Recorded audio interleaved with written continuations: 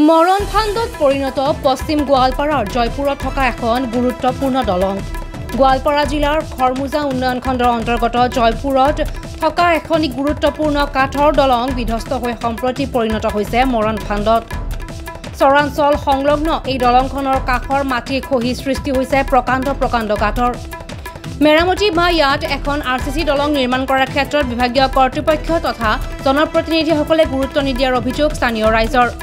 উল্লেখ্য যে কেইবাটাও বৃহৎ চৰাঞ্চল সংলগ্ন এইখন দলং, যি বিস্তৃত অঞ্চলত মৰাপাট, জলকীয়া, মাকৈ, ঘেঁহু আদি বিভিন্ন শস্য বিস্তাৰভাৱে উৎপাদন হয় আৰু এনে উৎপাদিত শস্য বিভিন্ন ৰাজ্যলৈ ৰপ্তানি কৰে ব্যৱসায়ীসকলে আৰু এনে উৎপাদিত শস্যসমূহ নিয়াৰ সময়ত পাৰ হ'বলগীয়া হয় এইখন দলং।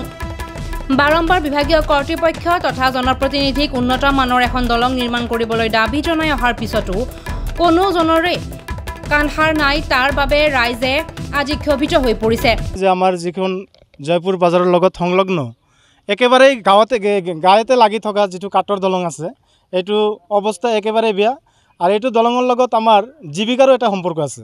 কাৰণ আমাৰ এই জয়পুৰ বাজাৰত নিয়াৰ অভাৱ আপোনাৰ 60,000 মান মানুহ আমাৰ প্ৰত্যেক সাপ্তাহিক যিটো বজাৰ হয় বৃহস্পতিবাৰ, সেইটো বজাৰত আহে আৰু সেইটো বজাৰত যিমানখিনি বস্তু লৈ আহে আপুনি শুকান মৰিচতকৈ আৰম্ভ কৰি মৰাপাট, ঘেঁহু, আপোনাৰ মাকৈ যিমানখিনি আহে সেইখিনি এই বজাৰত বিক্ৰী হয় আৰু এই বজাৰৰ পৰা বস্তুখিনি এইটো ৰাস্তা দি আমাৰ মেইনলি কৰি আমাৰ মেইন ৰাস্তালৈ যায় আৰু কি। গতিকে আমি আমাৰ যিখন বিভাগ যিটো আছে, গড় কাপ্তানি বিভাগ হওক আৰু PWD হওক, আমি তেখেতসকলক বিনম্ৰভাৱে অনুৰোধ জনাইছোঁ।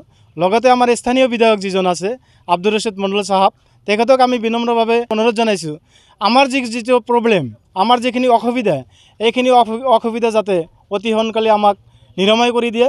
লগতে আমি আসাম গভৰ্ণমেণ্টৰ মাননীয় মুখ্যমন্ত্ৰী তেখেতকো এই বিষয়ত অৱগত কৰিব খুজিছোঁ প্ৰতিদিন লাইভৰ জৰিয়তে, যিখন আমাৰ চৰ অঞ্চলৰ লগত যিখন সম্পৰ্কিত যিটো ব্ৰিজ, এই ব্ৰিজটো যাতে অতি সোনকালে মেৰামতি কৰি দিয়া হয়, তাৰ বাবে আমি আৰু এবাৰ টানি অনুৰোধ জনাইছোঁ।